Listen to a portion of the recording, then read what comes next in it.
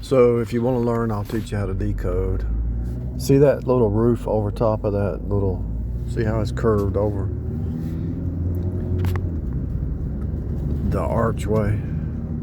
See the red umbrellas opened up? I know they're different color umbrellas, but I'm just trying to show you how you start to look for patterns, right? Just like you take the Bible, so you want to interpret the Bible. So you look at Galatians, Ephesians, and Colossians, and you compare them with each other, and you get a holographic perspective. You do that with reality too. So let's talk about the letter A. So see the A-frame roof on these houses? The A-frame roof. And notice the chimneys are red. So without the shedding of blood, there's no remission of sin. So the letter A is alpha. Alphabet. B, A, B, ABCs, alphabet. Bet is the letter B, house. Bet goes back to house.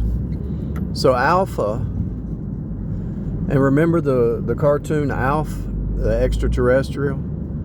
So an alpha male is top dog, right? Who is the alpha in this reality? Jesus. What did he do? He shed his blood for you. Notice the bricks on the outside of that building are red. The letter A goes back to the blood. And so what you do is you look at all your different data points of how the letter A is being used. So the A-frame roof is the covering. Just like you had that other covering where they were sitting there, overarching. But you see the A-frame roofs almost everywhere. And you might say, well, why do they make so many A-frame roofs? Because it's the most efficient design. The universe set it up that way. And so the letter A, it also goes back, if you take the top of the letter A off, and you have like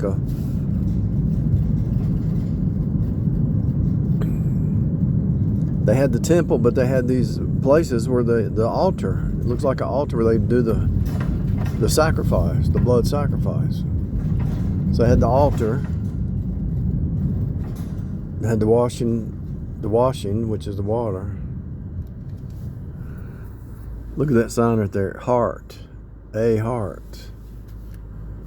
You got go green, which is Mother Earth. You got go red, which is heart.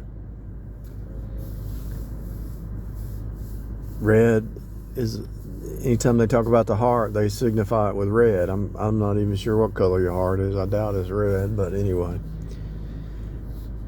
But they always point to heart as red.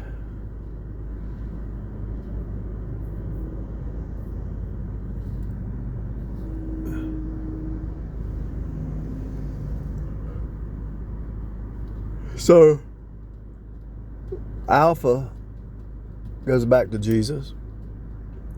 Alf, extraterrestrial, who came down here into time, the terrestrial, split space-time, shed his blood. Without the shedding of blood, there's no remission of sin. I don't know if you saw that Pepsi sign that just popped up over there, but the red was above the blue. Red is the blood, blue is law. So you look at all the different places where, notice the walkway right there. Black, white, and red right in front of you.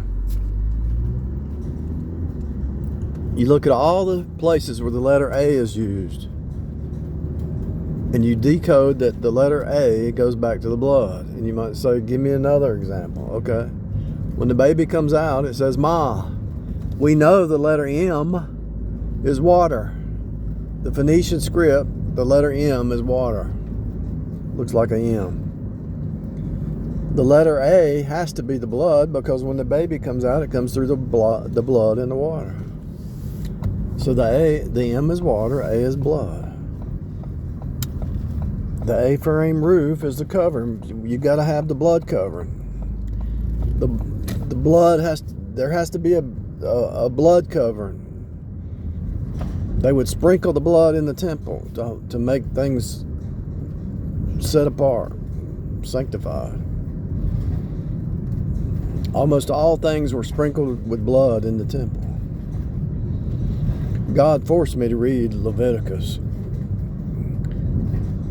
And I mean that seriously. He forced me to read it.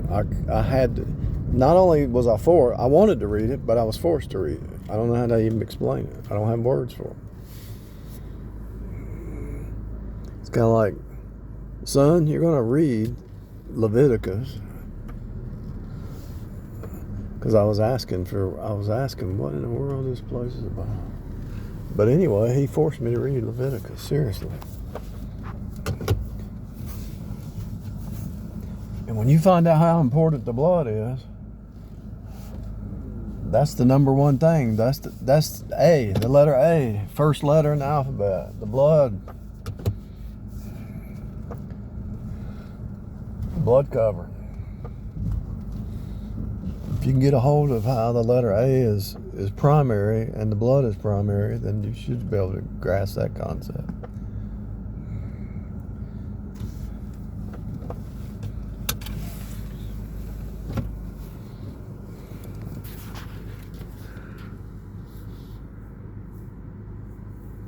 I just thought of another one. I haven't decoded it yet. It just came to mind when somebody says A-OK. How are you? A-OK. Why would it say A-OK? Where does that even come from? A is the first letter.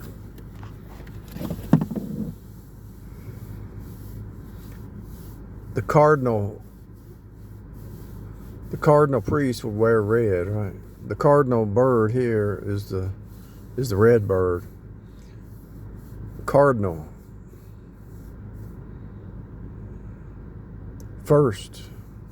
Primary.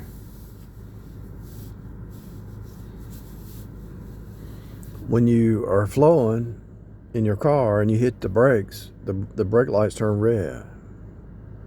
Because the blood has to flow. There has to be a blood covering and the blood has to flow. The letter A goes back to the blood. There's other examples. I'd have to pull up my notes. But there's other examples. But one of the biggest is you got an A-frame roof. That house is like a temple. And so it has to have the blood covering. It has to have the blood covering. If you look, I don't know if you can see it or not, but right there in that house, their chimney's not red. It should be, but it's not. It's blue. But if you look right behind there, there's a dish, and it's rusted out red. The blood, there always has to be a type and shadow of the blood at the top. You can always tell what's going on with somebody if you learn the code. Like if I shift over to this house, there's the sun god, and there's the New Age tree. So that tells you that this house is people who are like believe in the Egyptian stuff. You look at this house, and they pretty much letting it go down now. I don't know if it's in bankruptcy or whatever. But my point is, if you pay attention, if you learn the colors, if you learn the letters, if you learn to decode, you can actually start to see like if somebody has red shoes, if they're always wearing red shoes, there's trouble. The red has to be above the blue at the top. If somebody has black, white, and red on, usually it's their pants are black and white, and they got a red shirt or red cap. Or if it's a woman, her skirt is black and white, and she got a red top. But if you got the black and white above the red, it's kind of upside down. It's kind of dangerous. It just doesn't match. It's not according to the creation code. And so not only by their words they speak, because here's the deal. It's not just words speak. Out of the heart the mouth speaks, but it's written in the human body. It's written on their face. It's written in their everything about a person is written. If somebody's drinking a lot and eating a lot of sugar, and their belly's gonna be big. You already know that they're eating a lot and they're eating sugar because they've got a big belly, you know. You already know. There's nothing new. Like I was saying in the video I haven't even uploaded yet. Once you realize that every moment is the now, it's already been written, there's nothing new, so nobody has anything new, and the only reason they can't see the now is because they think they think they're different than everybody else. But there's a pattern for believers, there's a pattern for the sheep, there's a pattern for the goats, there's a pattern for the Jezebel, there's a pattern for the drunkard. Everybody has a pattern, and they think they're escaping it. But if you ask a person outside looking in, what is my pattern? They're going to be able to tell you, hey, you're just like this. So let's say a person in this house is a drinker, and the person in that house over there is a drinker. They're going to be the same. From the outside looking in, when you're talking to them, they're acting the same. If the person living in this house and the person living in that house are salesmen, they talk the same talk. They have the same. They're always in salesman mode. You ever met one? You know what I'm talking about. And I'm sure you have met one. Like the Amway people. Let's say there's an Amway person living here and an Amway person here. They all act the same. If there's an independent Baptist living here and one living there, they act the same. They're close to the same. They fought everything that's a person's. It's like a program, and if you think you're outside of it, you're deceiving yourself. And so the secret is get in the right program. Get in the program of Jesus, taking up your cross, deny yourself, and renew your mind with the Bible, not some box. Not some denomination, but Jesus alone. Not some person, but Jesus. Get your mind in that groove, which is the mind of Christ. Don't get your mind caught up in somebody else's box, because you will start to be like that person. It's a copy machine. If you look over there at the ACs, see that AC there? And you flip it like the Twix commercial, then right there to the left is an AC. You flip those two houses, you rotate them like that, it's like the Twix commercial.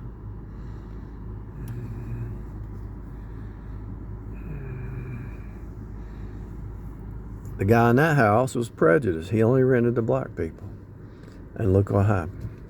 He rented to some Haitians, and they were trying to do voodoo and curse, because I heard them on the porch. And look what happened. They were trying to play voodoo, and look what happened. It didn't work. It backfired on.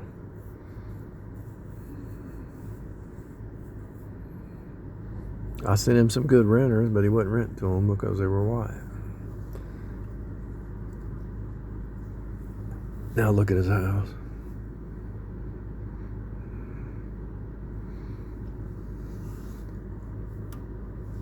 Skin color doesn't matter, it's character. Are you saved? Are you unsaved? As your character, are you a thief, a liar, a con artist? Are you lazy? It's character. And if you have bad character but you want to change it, run to Jesus and ask him to change it. If you really want it, it can happen, but it's a process. It's going to be a process. You have to give up a lot of stuff to leave the bloodline stronghold or the culture stronghold. It's a process. You have to die to a lot of stuff. You have to retrain your brain. A lot of people think their family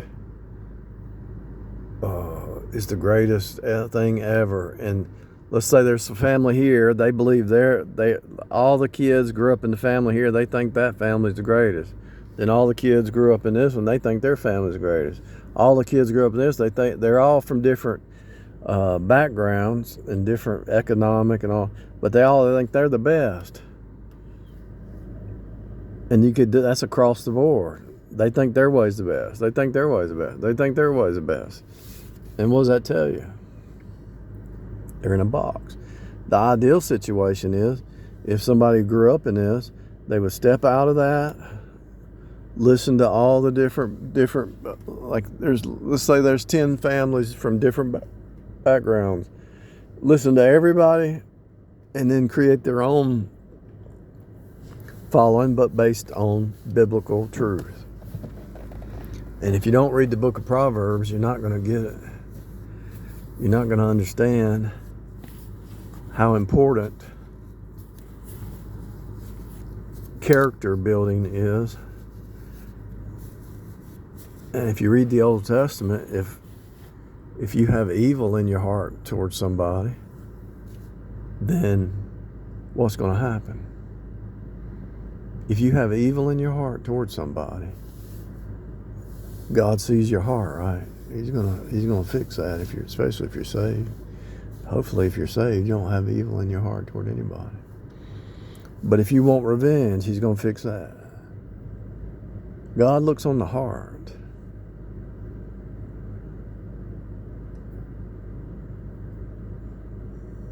If your enemy falls into calamity, God is going to judge you if you're happy about that.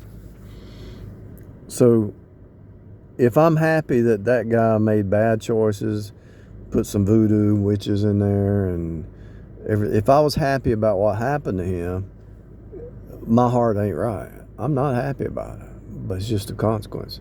But if that happened to me, and I was over there and somebody was happy that it happened to me, God sees your heart and he's going to give you a spanking. And somebody said one time, a comment, I deleted it, or I didn't even approve it, I think. I was driving this other car and somebody made the comment. I was recording a video and I was driving my other car right there. And they said, "Oh, so you lost your Ford." And I didn't even respond. I just deleted the comment. They were they thought I had some kind of tragedy where I lost this car. They said, "You lost your Ford truck." No, I didn't. Here it is. I'm driving it. It's on. It's running. No, I didn't. But you were happy that something bad happened to me, which it didn't, because I'm still driving it. But your heart was happy that something bad happened to me, so now God is going to judge you.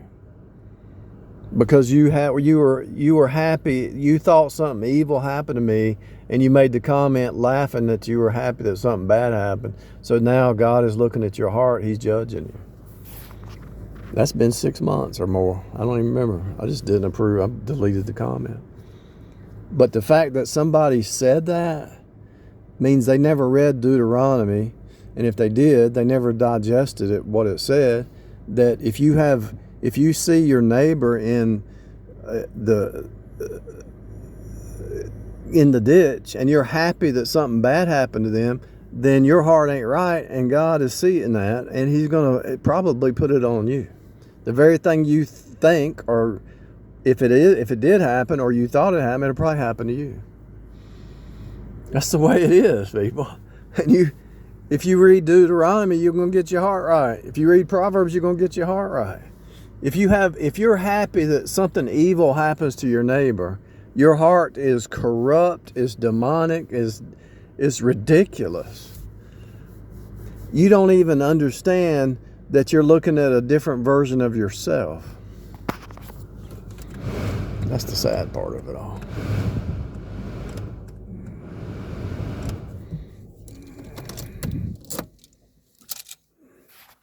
While I was sitting here, God answered a question I had. So it was good that I recorded this message because I was able to get an answer to something.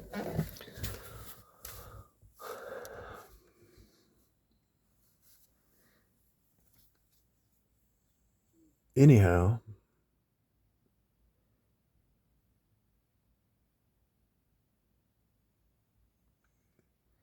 I've seen a lot of people, they laugh when something bad happens to somebody.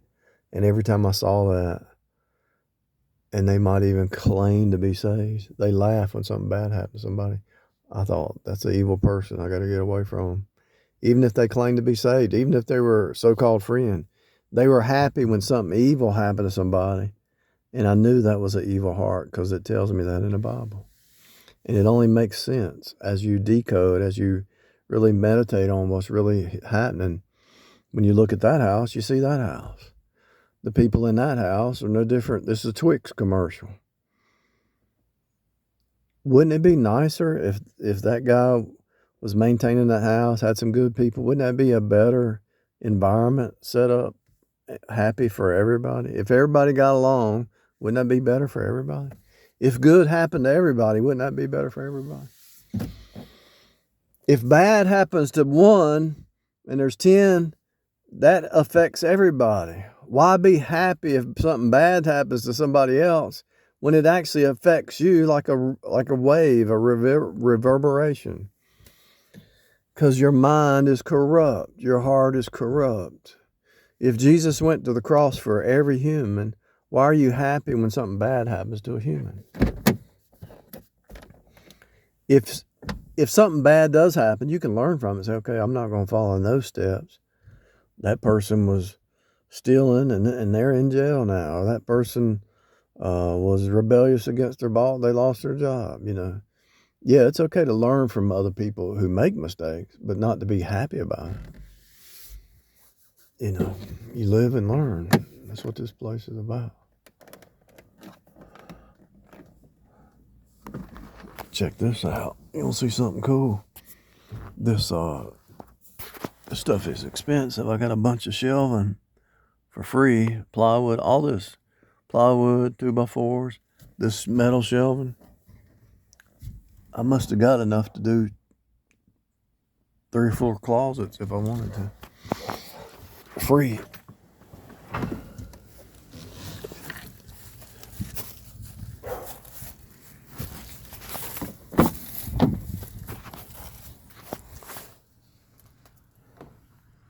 All the way. It's a win-win, people. Somebody threw that in the trash, and there's nothing wrong with it. It's good. I just got to clean it up a little bit. It really don't need much cleaning. If you want something bad to happen to somebody else that you win, you're in an upside down mindset. You're actually delusional. If you're happy when something bad happens to somebody else, you are a corrupt person. Your heart is corrupt and deceitfully wicked. That's the fact, Jack.